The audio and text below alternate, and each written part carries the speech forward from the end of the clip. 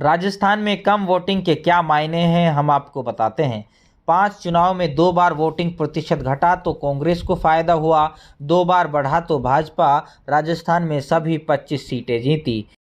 राजस्थान में पहले चरण की सभी 12 सीटों पर वोटिंग हो गई है। मतदान 57.87% हुआ। इनमें 57.26 ईवीएम और 0.61 पोस्टल बैलेट से मतदान हुआ।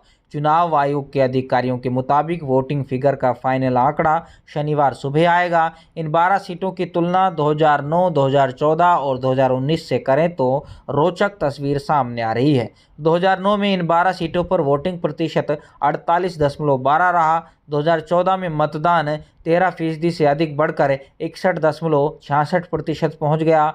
साल 2019 में यह आंकड़ा थोड़ा और बढ़कर 63.71% तक चला गया। इस बार ये आंकड़ा 57.87% ही रह गया, यानी 2019 के मुकाबले करीब 5.84% कम।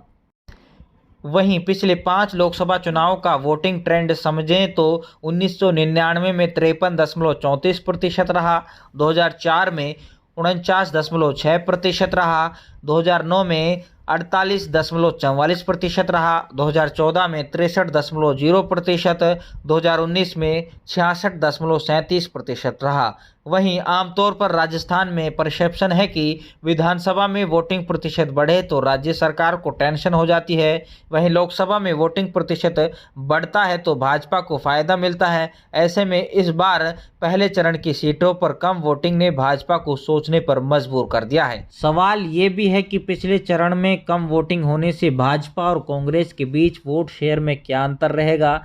सीट जीत हार का असल खेल वोट शेयर के आंकड़ों में छिपा है। 2014 और 2019 के लोकसभा चुनाव में भाजपा और कांग्रेस के वोट शेयर में करीब 24% का अंतर रहा। इस कारण कांग्रेस पिछले 2 बार से 0 पर अटकी है। इस बार कम वोटिंग से कांग्रेस में कुछ आस जगी है। इस मतदान प्रतिशत का निष्कर्ष क्या है? इस सवाल का जवाब 26 अप्रैल को दूसरे चरण की बची 13 सीटों के मतदान के बाद ही मिल सकेगा।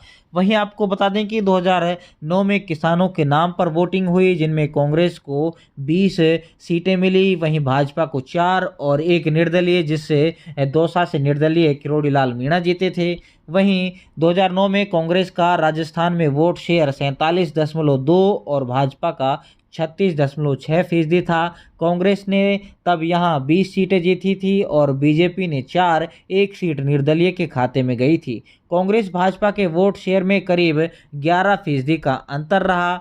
वहीं 2009 के लोकसभा चुनाव से पहले जब यूपीए सरकार ने किसानों के कर्ज माफ किए थे तो काफ़ी अलग माहौल बन गया था। यूपीए का पहला टर्म पूरा होने वाला था और कांग्रेस गठबंधन के लिए दूसरे लोकसभा चुनाव में कर्ज माफी की रणनीति काफ़ी कारगर रही। राजस्थान में भी 75% जनसंख्या कृषि से जुड़ी हुई है। जैसे पूरे देश ने किसानों ने नाम पर वोट दिए, वैसे ही असर राजस्थान में दिखाई दिया। राजस्थान में वसुंधरा राजे सरकार की जमीनों और ललित मोदी के मामलों में छवि खराब हुई। भाजपा के महंगाई, धारा 370 हटाने, राम मंदिर बनवाने के मुद्दे को ज़्यादा सफलता नहीं मिली। अशोक गहलोत के नेतृत्व में नई नई कांग्रेस सरकार बनी थी, इसका फायदा भी यहाँ लोकसभा चुनाव में कांग्रेस को मिला। यूपीए 1 के समय सोनिया गांधी ने भी जी तोड़ मेहनत की थी और कांग्रेस को मजबूत स्थिति में ले गई।